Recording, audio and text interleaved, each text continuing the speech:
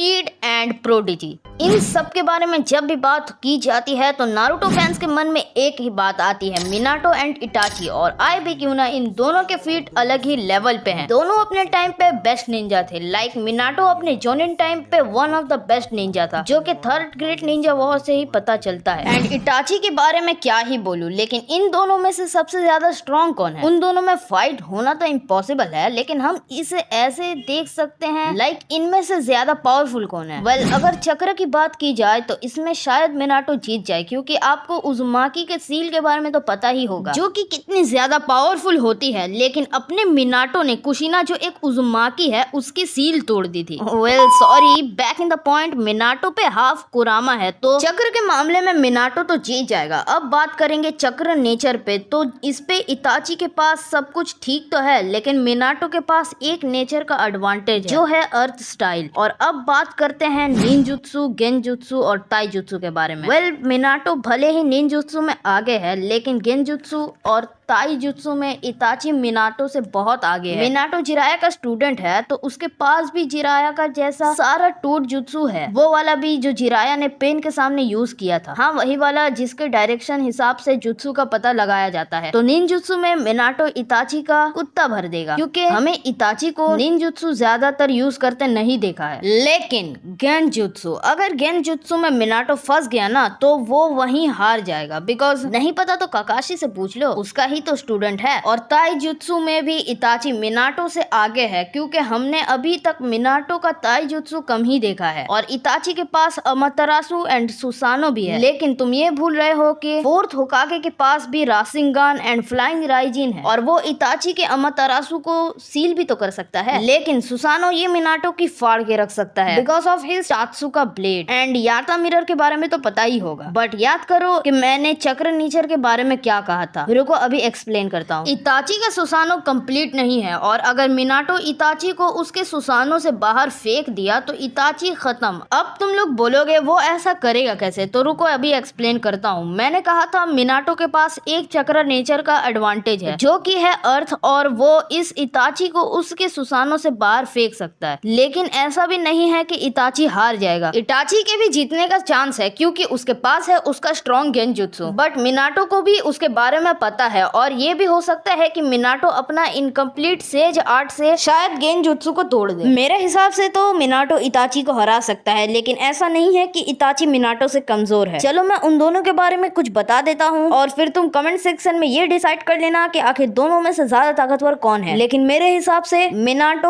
और इताची की बैटल होती है तो इसमें मिनाटो ही जीतेगा, लेकिन इसका मतलब ये नहीं है कि इताची मिनाटो से कमजोर है। मिनाटो बचपन से ही काफी ज्यादा स्मार्ट है, और उसे ट्रेनिंग मिली है the legendary Sannin master Jiraiya sensei से, और जॉनिन होने तक उसने एक होकागे लेवल जितनी पावर को अचीव कर लिया था। लेकिन तब उसके पास रासेंगान नहीं थी, लेकिन उसने एक जुत्सु को मास्टर कर रखा था, जो कि गॉड लेवल है, और इस जुत्सु का नाम है फ्लाइंग राइजिंग। और इसी की वजह से Minato the yellow flash of Konoha बनता है। मिनाटो ने फ्लाइंग राइजिन को टोबिरामा, जो कि इसका क्रिएटर है, उससे भी ज्यादा बेस्ट तरीके से यूज किया है, और ये बात खुद टोबिरामा ने क्लेम की है। और यहाँ तक कि उसने थर्ड ग्रेट निंजा वॉर के टाइम पे 1000 शिनोबी को अकेले ही मारा था। यहाँ तक कि उसने थर्ड राइकागे और किलर बी को एक साथ भी हरा दिया था। और ये भी मत भूलो कि मिनाटो किसका स्टूडेंट है। मिनाटो के पास जिराया के काफी सारे जुत्सूस है, लाइक वो टोड में ट्रैप कर देने वाला, जो कि जिराया ज्यादातर यूज करता है। मिनाटो का इनकम्प्लीट सेज मोड, जो कि ज्यादा पावरफुल तो नहीं, लेकिन हाँ वो पावरफुल तो है। उसकी स्पीड इतनी ज्यादा है कि फोर्थ ग्रेट निंजा वॉर के टाइम मादारा, जो कि अपने पीक पे था, उसके अटैक को वो माइट गाय के सामने ब्लॉक कर देता है। मिनाटो इतना टैलेंटेड है कि टेल बेस्ड बॉम्ब को देखकर उसने राशिंगान को बना दिया था। और नाइन टेल फॉक्स अटैक के समय उसने ओबिटो, जो कि उस टाइम पे कागे लेवल पे था, और नाइन टेल फॉक्स को समन भी किया था, उसको अपने राशिंगान से धूल चटा देता है। और फिर उसके बाद विलेज को प्रोटेक्ट करने टाइम वो नाइन टेल फॉक्स के टेल बेस्ड बॉम्ब को अपनी स्पीड की मदद से टेलीपोर्ट करता है। नाउ अब हम बात करने वाले हैं इटाची के बारे में। इसके बारे में ज्यादातर लोगों को पता है, लेकिन फिर भी हम बात तो करेंगे और डीपली उसके पावर के बारे में भी बताएंगे। देखो, मैं ये नहीं बोलने वाला कि वो कितने साल की उम्र में जोनिन बना, ये वो, क्योंकि इस इसके बारे में सभी लोग जानते हैं। हाँ ये फीट है लेकिन इसके बारे में सभी लोग जानते हैं। देखो इटाची 13 साल की उम्र में एक ऐसा डिसीजन लेता है जो कि बाकी लोग तो नहीं ले सकते। विलेज और क्लैन वाला डिसीजन इताची का एक one of the best feet है और अंडररेटेड भी, जिसके बारे में कोई बात ही नहीं करता। इस उम्र में इटाची की मेंटेलिटी तो देखो कि उसने विलेज को चुना और क्लैन को खत्म करना समझा। अब पावर एक्सप्लेन करते हैं। स्पीड की बात की जाए तो वो मिनाटो से ज्यादा तो नहीं है, लेकिन हाँ ठीक ठाक स्पीड है और ताई जुत्सु भी उसका काफी ज्यादा बढ़िया है। और अगर उसकी गेंजुत्सु के बारे में बात की जाए, उसके मांगेक्यू शारिंगान की अभी मैं बात नहीं कर रहा, नॉर्मल शारिंगान से भी वो काफी ज्यादा बढ़िया गेंजुत्सु को परफॉर्म करता है। देइदारा के टाइम में आपने देखा ही होगा। और अगर मांगेक्यू शारिंगान एबिलिटी जो कि सुकुयोमी है उससे तो वो काफी तगड़ा गेंजुत्सु कर सकता है। उसने ककाशी को मात्र 3 सेकंड के लिए गेंजुत्सु में रखा था, लेकिन असल सुकुयोमी में वो 3-4 दिनों तक का टॉर्चर हुआ था। और उसकी दूसरी आंख की जो एबिलिटी है अमातेरासु, वो तो अलग ही है भाई। वो एक ऐसी आग है जो कि आग को भी जला सकती है। इसका सिर्फ एक ही इलाज है कि इसे सील कर दो, जो कि ज्यादा लोग कर भी नहीं पाते। हमने इसे जिरायो को सील करते हुए देखा है। और फिर उसके बाद उसका सुसानो, भाई ये तो एक अलग ही लेवल पे है। अगर इताची अपना सुसानो को मास्टर कर लेता तो इताची के आगे कोई भी टिक नहीं पाता। इताची के सुसानो की एबिलिटी भी है जो कि है तात्सुका ब्लेड एंड याता मिरर, जिसके बारे में आपको पता होगा। तात्सुका ब्लेड जो कि कोई भी कर्स चीज को सील कर लेता है, और याता मिरर जो कि चक्रा को रिफ्लेक्ट कर देता है। और उसने पूरे उचिहा क्लैन को एक ही रात में निपटा दिया था, ये तो भूलना ही मत। ओबिटो तो सिर्फ बच्चों ही को मार रहा था। और हाँ वो सास्के से हारा नहीं था, बल्कि वो बीमार था एंड वो सास्के को जीतने भी देना चाहता था। देइदारा जो आपको पता होगा कि एक कागे लेवल है जो कि उसके सामने बिल्कुल